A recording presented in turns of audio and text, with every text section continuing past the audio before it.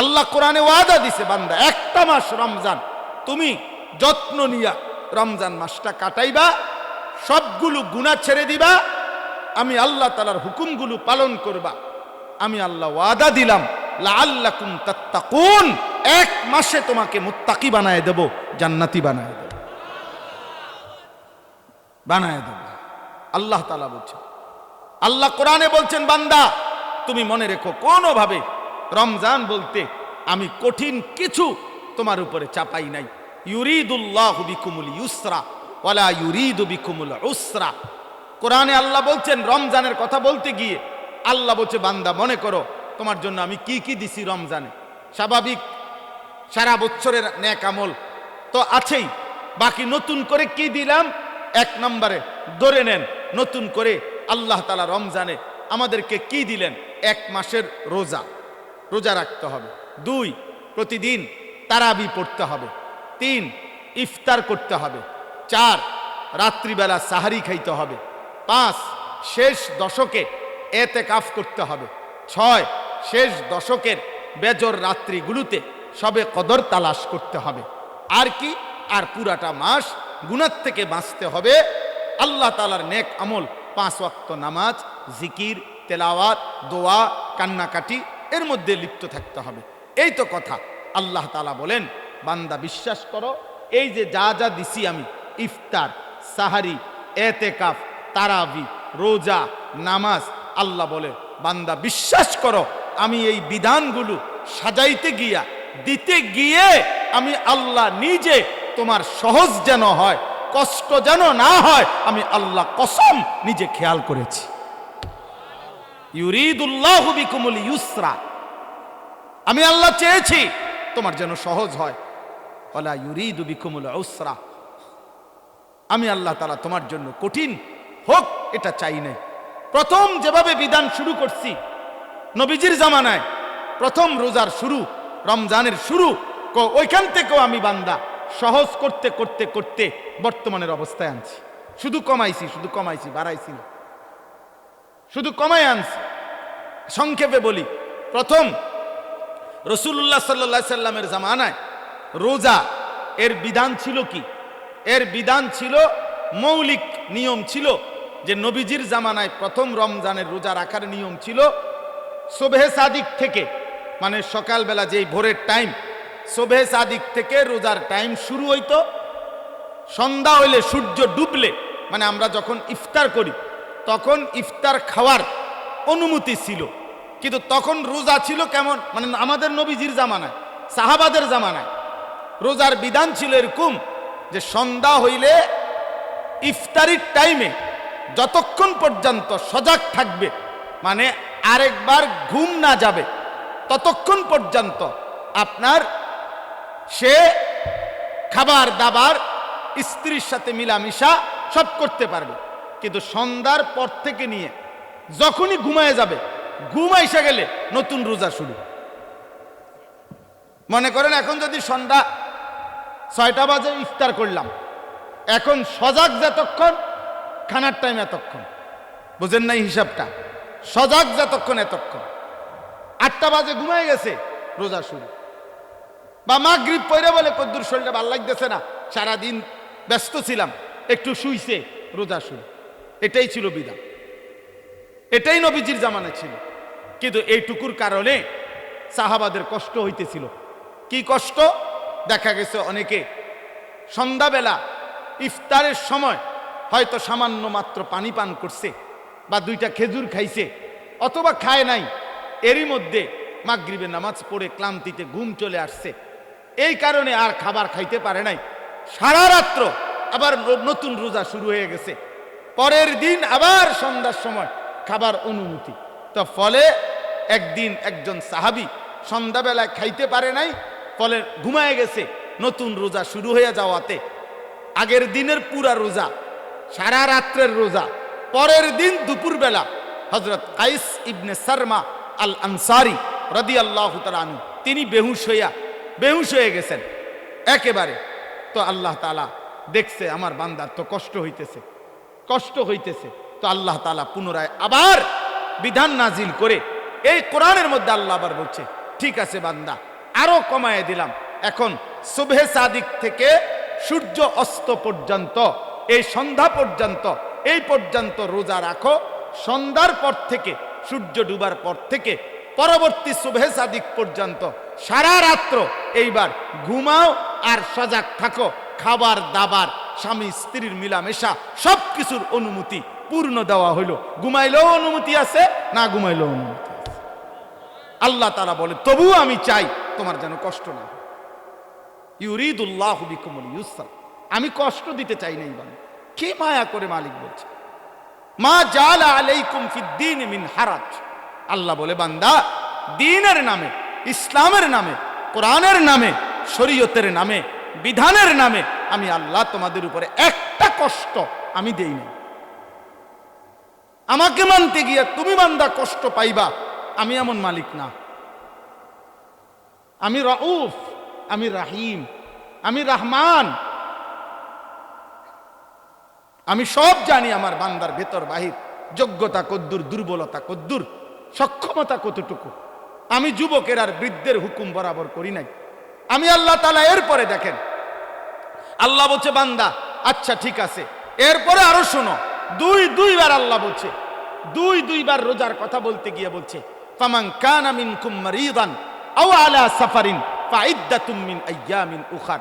শোনো, তোমরা যারা প্রচন্ড অসুস্থ, যে অসুস্থতার কারণে রোগ বেড়ে যাবে, রোজা রাখলে কোনোভাবেই পারতা না, ঠিক আছে ছেড়ে দাও। যখন সুস্থ হইবা তখন এই রোজাগুলো কাজা করো।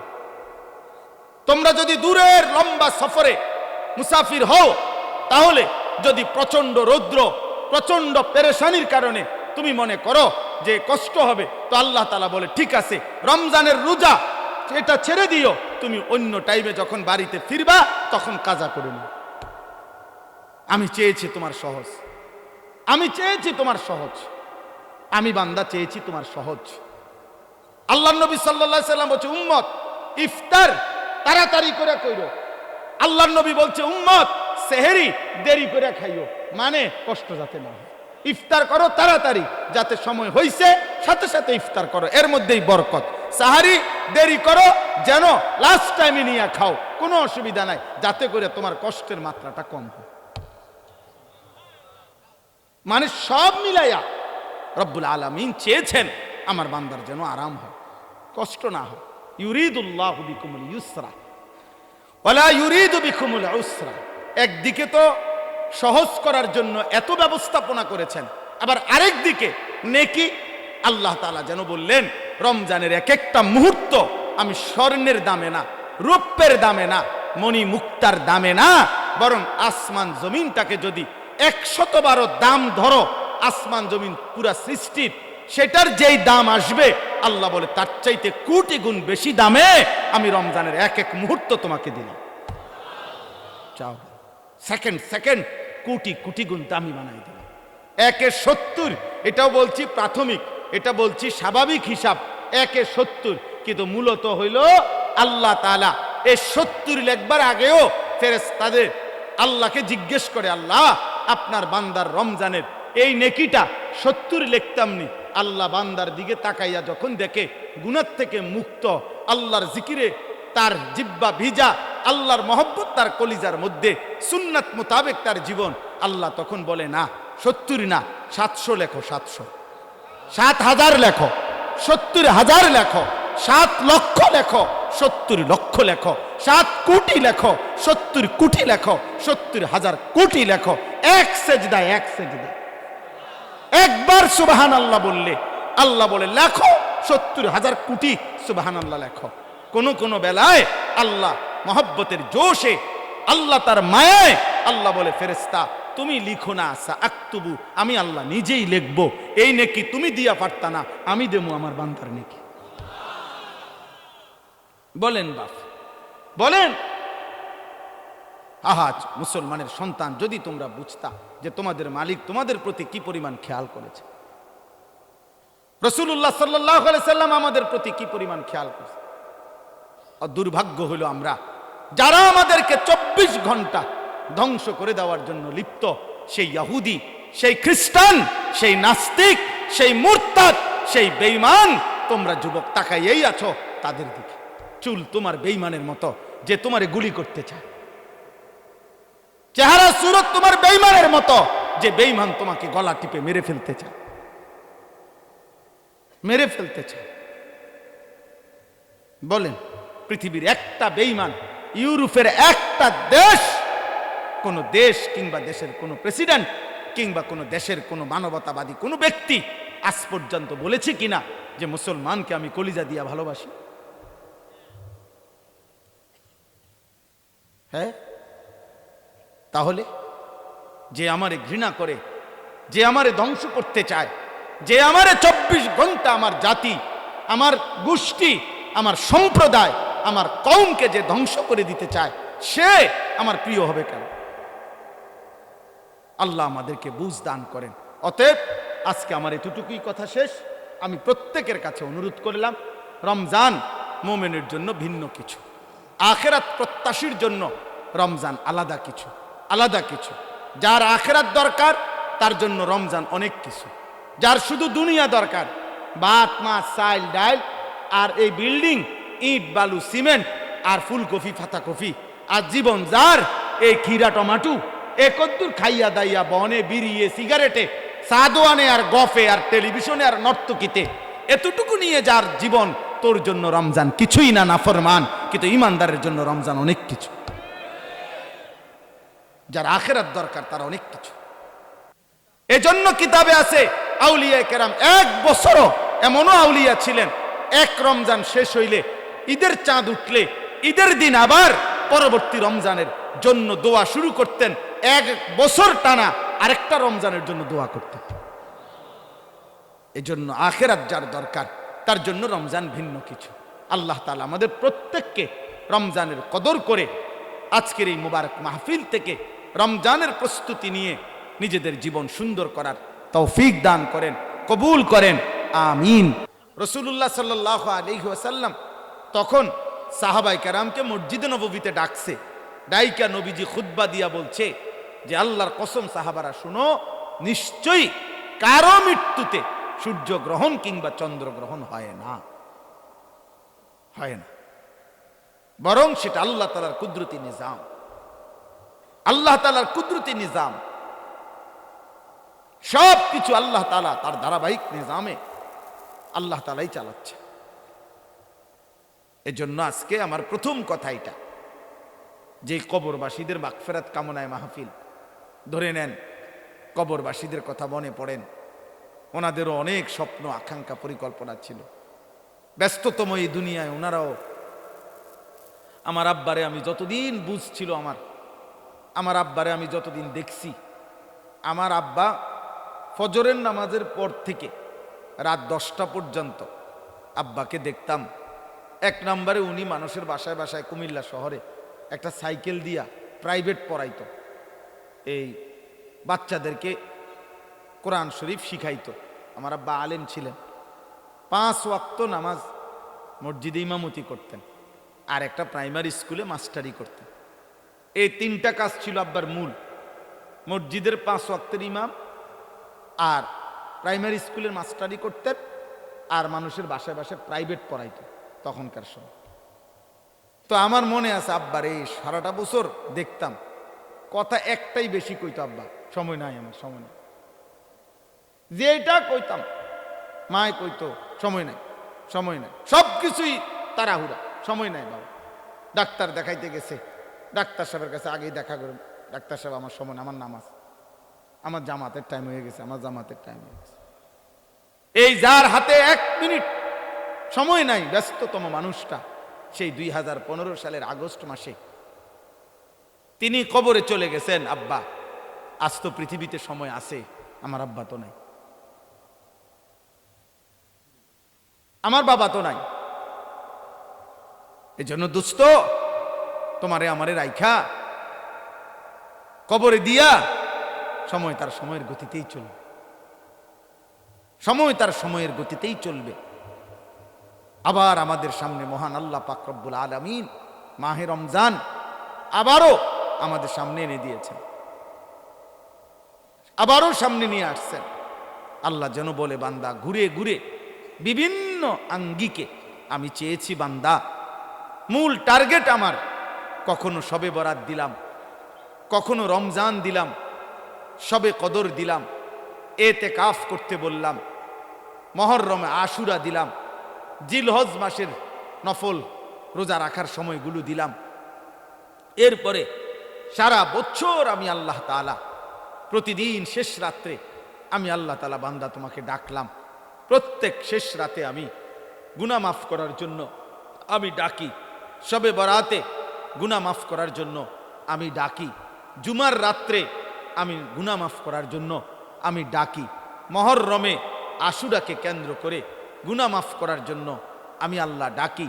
রমজানের প্রতি সেকেন্ড ওয়ালিল্লাহি উতাকাউ মিনান নার, আল্লাহর জন্য আল্লাহ তাআলা প্রত্যেক রাত্রিতে কোটি কোটি বান্দার গুনাহ মাফ করে। আল্লাহ বলেন, এভাবে বারবার বারবার চেষ্টা করেছি বান্দা, কখনো রাত দিয়েছি, কখনো দিন দিছি, কখনো মাস দিয়েছি, কখনো 10 দিন দিছি, ওয়ালায়ালিন আশর, কখনো সপ্তাহ দিয়েছি, কখনো ঘন্টা দিয়েছি, কখনো স্থান দিয়েছি কাবা, কখনো দিয়েছি আরাফা, কখনো দিয়েছি মিনা, কখনো দিয়েছি মদিনার রওজা। চারিদিক দিয়ে তোমারে চেষ্টা করছি জাহান্নাম থেকে বাঁচাইতে, জান্নাত দিতে, কিন্তু তুমি নাফরমান, কোনোভাবেই আমি আল্লাহরে পাত্তা দিলাম না। তোমার নারী দেখা শেষ হইল না, তোমার সুদে শেষ হয় না, কিস্তি শেষ হয় না, তোমার দোকানদারি শেষ হয় না, তোমার সংসারের চাহিদাই শেষ হয় না, তোমার লজ্জাস্থানের চাহিদাই শেষ হয় না, তোমার অসভ্যতার নোংরামি শেষ হয় না। হায় নাফরমান, একদিন শেষ হবে, সেদিন যেদিন তোর মুখের উপরে কবরের মাটি ফেলবে।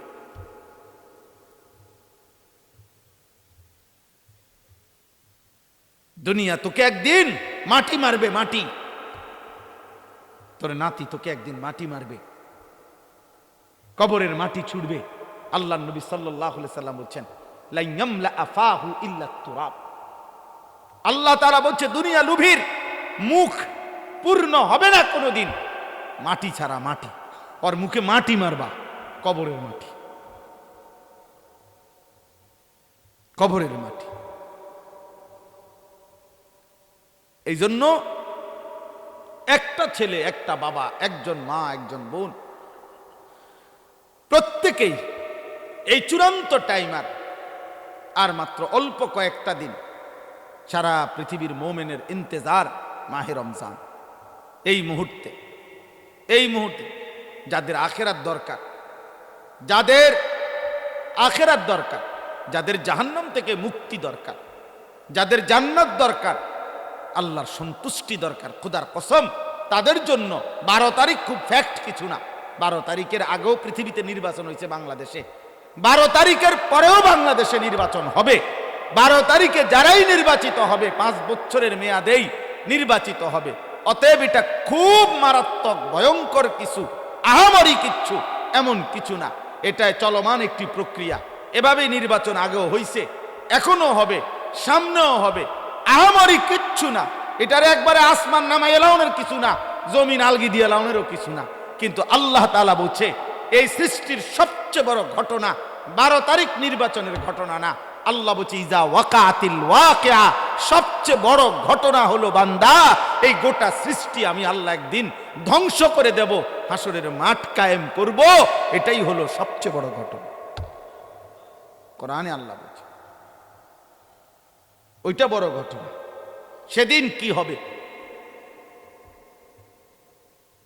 সেদিন কি হবে?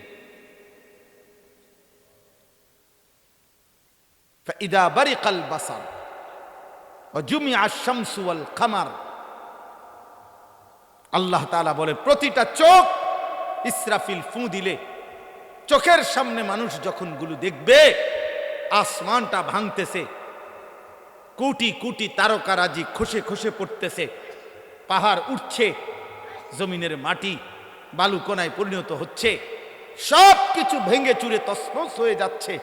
আল্লাহ তাআলা বলেন, মানুষের চোখ উপরের দিকে উঠে যাবে, অবাক বিস্ময়ে মানুষ তাকিয়ে তাকিয়ে দেখবে, সূর্য আর চন্দ্র একসাথে একাকার হয়ে যাবে। আর মানুষগুলো পাগল মাতাল হয়ে একজন আরেকজনকে শুধু জিজ্ঞেস করবে, ইয়াকুলুল ইনসানু ইয়াউমাইদিন আইনাল মাফার। সবাই সবাইকে বলবে যে ভাই পালাবো কোথায়, আশ্রয় নেব কোথায়, আজ যাব কোথায়? আল্লাহ তাআলা বলবেন কাল্লা লা ওয়াজার, না না, আজ আর কোথাও ঠাই মিলবে না। ইলা রব্বিকা ইয়াউমাইদিনিল মুস্তাকার, আজ শুধুই তোমার রব আল্লাহর নিকটেই ঠিকানা। আজ মালিকের সামনে যেতেই হবে। এত আয়াত, এত কথা, কোরআনের এত বক্তব্য দোস্ত মিথ্যা না, মিথ্যা না। অতএব আমার কথা একটাই, আমি গতকালকেও যেমন আজকেও তেমন, 11 তারিখও এমন, 12 তারিখ এখন আমার বুঝ এক বুঝ, ছোট বুঝ।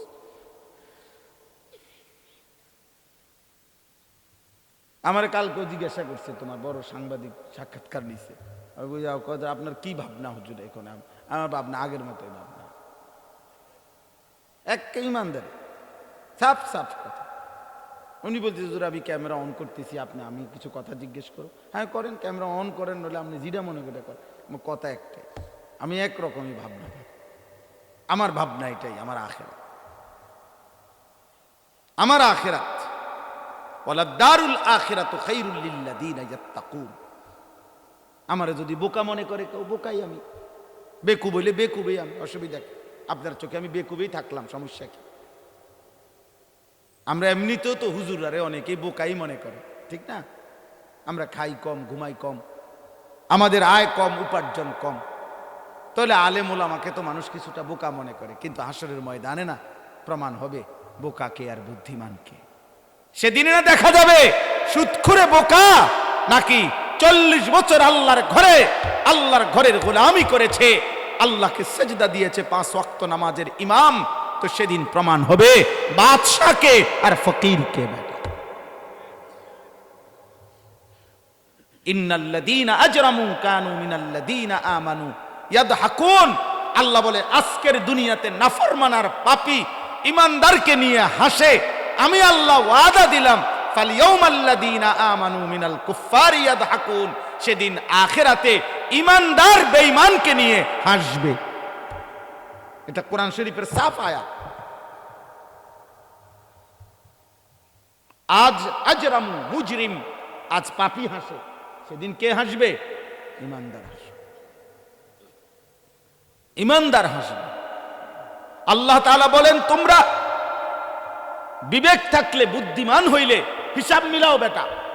আরে ছেলেরা নাফরমান ছেলে, তোরা যারা নামাজ পড়ো না, একটা সেজদা তোদের যাদের কপালে নাই, নাফরমান, তোর পিছনে এরকম আল্লাহর নাফরমানি করেছে যারা, তাদের পরিণতি কি হয়েছিল খবর নিস বেটা। ফেরাউন এই পৃথিবী ভোগ করে গেছে কিন্তু আল্লাহর নাফরমান ছিল। নমরুদ এই পৃথিবী ভোগ করে গেছে কিন্তু আল্লাহর নাফরমান ছিল। তাদের পরিণতি কি হয়েছে? ফাংজুরু কাইফা কানা আকিবাতুল মুকাদ্দিবিন। আল্লাহ বলছে দেখো মিথ্যাবাদীদের পরিণতি কি হয়েছে।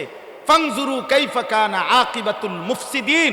জমিনে যারা ফিতনা, ফাসাদ, বিশৃঙ্খলা, হত্যা, খুন, সন্ত্রাস, চুরি, চাঁদাবাজি, রাহাজানি, ছিনতাই, জিনা, ব্যভিচার, মদ, জুয়া, সুদ, কিস্তি, নারী বেপর্দা, বেহায়াপনা, অসভ্যতা, নোংরামি করে যারা জমিনটাকে তছনছ করেছে, আল্লাহ বলেন ওই বেঈমানদের পরিণতি কি হয়েছে খবর নাও তোমরা, খবর লাগাও। দেখো ফেরাউনের পরিণতি কি, নমরুদের পরিণতি কি, নূহ আলাইহিস সালামের অবাধ্য জাতির পরিণতি কি হয়েছে, কেন পানিতে ডুবাইছে খবর নাও। লূত আলাইহিস সালামের জাতিকে জীবন্ত মাটি উল্টাইয়া দাফন করে দিছে কেন? কারুনকে জীবন্ত মাটির নিচে দাফন করে দিল কেন? ফেরাউনকে জীবন্ত পানিতে ডুবাইয়া মারলো কেন?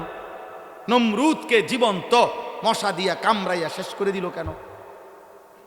আনুগত্যের কারণে না অবাধ্যতার কারণে? বলো না ভাই। তাহলে তুমি কি করছো? সালাক মিয়া তুমি কি করতে আসো? হ্যাঁ তুমি কি করছো? ও বলতেছিল মৌলানা ইয়াহিয়া, আমি অল্প একটু শুনতেছিলাম, আপনি আপনার স্ত্রীর দিকে এতটুকু নজর রাখলেন না। হ্যাঁ আপনার বিবি আরেক বেড়ার লগে কথা কয়, আমনও আরেক মহিলার লগে কথা বলেন, আমনও টেলিভিশনে নর্তকী দেখেন, আপনার বিবিও টেলিভিশনে অন্য পুরুষ দেখে, বিবির কলিজার ভিতরেও অন্য পুরুষের কল্পনা, আপনার কলিজার ভিতরেও অন্য মহিলার কল্পনা, সুখ আসবে কোত্থেকে? হ্যাঁ, কত দুঃখের কাহিনী শুনবেন এই সমাজের বাস্তবতায়। প্রতিনিয়ত আমি তো দেখি, আহা কত ভদ্রলোক বিশ্বাস করেন, স্যুট পরা, বুট পরা, দামি গাড়ি বাড়িওয়ালা, বেচারার একাকির কান্না, মনে হয় যেন নিজেও কাঁদি, কলিজা ছিঁড়ে কাঁদে একাকি যখন বলে, হুজুর কি পরিমাণ পেরেশানি, কি পরিমাণ পেরেশানি। আহা আহ দোস্ত আমার, বন্ধু আমার, আল্লাহকে বাদ দিয়ে, ইসলামকে বাদ দিয়ে, রাসূল সাল্লাল্লাহু আলাইহি সাল্লামকে বাদ দিয়ে, আল্লাহর কোরআন এবং সুন্নাহকে বাদ দিয়ে পৃথিবীর অন্য কোন আইটেমে, অন্য কোন পদ্ধতিতে সুখ আসে না, হৃদয়ের সুখ আসে না। ওইগুলা তো বিল্ডিং দালান তো সুখের উপকরণ, দেখতে মনে হয় এগুলা চাকচিক্য, কিন্তু সুখ যেটা, আনন্দ, তৃপ্তি, স্বস্তি, এটা তো ইটের মধ্যে না, এটা তো কলিজার মধ্যে, এটা তো দিলের মধ্যে। বাবা, তোমরা এতগুলো ছেলে, আমি তোমাদেরকে বললাম বাপ, তোমাদের অধিকাংশ ছেলের চেহারা দেখে বোঝা যায়। তোমরা দাঁড়াইয়া দেখো, তোমরাই তোমাদের চুল দেখো, দেখো তোমাদের এই চুল মুসলমানের সাথে, কোনো আলেমদের সাথে, কোনো দিনদার মানুষের সাথে, তোমাদের দাদা চাচা নানা বয়স্ক মুরব্বী নামাজি মানুষের সাথে ন্যূনতম কোনো মিল আছে কিনা? আব্বা, তোমরা যদি বিবেক থাকে, যদি মায়ের দুধ খাইয়া থাকো, তো দেখো, তোমরাই দেখো। তোমরা যারা এক ওয়াক্ত নামাজ পড়ো না, এমন জিন্দেগি, তো তোমরা একটা বিবেক, এক বিন্দু যদি শেষ তোর কলজার ভিতরে যদি একটু বিবেক থাকে, তাহলে জিজ্ঞাসা করে দেখো যে পৃথিবীতে কোনো মানুষ বেনামাজিকে ভদ্র মনে করে কিনা, বেনামাজিকে মানুষ মায়া দয়া শ্রদ্ধা ভালোবাসা দেয় কিনা। নিজেকে নিজে এইভাবে, আমি অনেক, আমার কষ্ট লাগে রে ভাই, অনেক কষ্ট লাগে যে আসলে এক একটা ছেলে পেলে তোমরা নিজেরে নিজে এইভাবে অপমানিত করছো কেন? তুমি বোঝো না যে মানুষ চোরেরে কি মনে করে? তুমি বোঝো না মানুষ জুয়ারিরে কি মনে করে? তুমি বোঝো না মানুষ বেডিতের লগে আকাম কুকাম করলে তারে কি কয়? তুমি বোঝো না মানুষ উলঙ্গ ছবি দেখলে, কেউ যদি নর্তকী দেখে, জিনাবে বিচারের দৃশ্য দেখে ধরা খাইলে তারে মানুষে কি কয়? তুমি বোঝো না? তুমি বোঝো না? তুমি বোঝো না মানুষ দুর্নীতিবাজরে কি কয়? তুমি জানো না মানুষ সুদ করে কি কয়? তুমি বোঝো না মানুষ কিস্তি করে কি কয়? তুমি বোঝো না বেপর্দা নারীরে মানুষে কি কয়? এটা দেখো না তুমি? এ তো স্বাভাবিক কমন সেন্সের ব্যাপার, একেবারে ন্যূনতম ভদ্রতার ব্যাপার। এতটুকু আকল তমিজ তো থাকবে, এতটুকু আত্ম উপলব্ধি তো থাকা চাই। আল্লাহ আমাদেরকে বুঝ দান করেন, আল্লাহ তোমাদের কলিজার মধ্যে বিবেক দান করেন। আমার ভাই, রাসূলুল্লাহ সাল্লাল্লাহু আলাইহি ওয়াসাল্লাম বলেছেন, লা ইয়ামবাগি লিল মুমিনি আন ইয়াযুল্লা নাফসাহু। নবীজি বলেন, কোন মুমিন, কোন মুসলমানের জন্য উচিত নয় নিজেকে নিজে অপমানিত করা। আমি কেন আমাকে অপমানিত করবে? মানুষ আমার চুল চেহারা দেখে কেন বলবে, কিরে তোরে তো দেখতেই বোঝা যায় ফুট্টা খোরের মতো, তোরে তো দেখলেই মনে হয় বাবা খোরের মতো, হ্যাঁ তোকে তো দেখলেই মনে হয় এক ওয়াক্ত নামাজের সেজদা দেস না, এটা তো চেহারা দেখলেই মনে হয়। আমি দাঁড় করাই, তোমরা আমার অনুমতি দাও, বেনামাজি ছেলে আমি দাঁড় করাই দেই এখানে। আমি তো ইনশাআল্লাহ চেহারা দেখে দেখে বলতে পারি, একজন একজন করে দাঁড় করাইতে পারুন যে বেনামাজি অসভ্য বেয়াদব কোনটা কোনটা, এটা আমি দাঁড় করাই। আমি তো ইনশাআল্লাহ দাঁড় করাইতে পারো। 100 জন দাঁড় করাইলে আশা করি 98 জন ঠিক হবে। তাইলে তুমি নিজেকে এই অপমানিত করলা কেন? আল্লাহ কি তোমাকে হায়া দেয় নাই, লজ্জা দেয় নাই, বিবেক দেয় নাই? চলেন আমরা ভাবতে শিখি। আল্লাহ তাআলা আমাদেরকে নতুন করে আবারও ডাকতেছে, বান্দা মাহে রমজান আমি তোমাদের সামনে নিয়ে আসতেছি, তোমাদের এখন দরকার শুধু দোয়া করো, আল্লাহ রমজান আমারে দেখাইয়েন, রমজান পর্যন্ত পৌঁছাইয়েন। আর প্রত্যেকটা বাবা ভাই, পুরুষ নারী, জওয়ান বুড়া, সবার কাছে আমার অনুরোধ, রমজানকে টার্গেট করে নিজের জীবন পরিবর্তনের জন্য আপনি সিদ্ধান্ত নেন।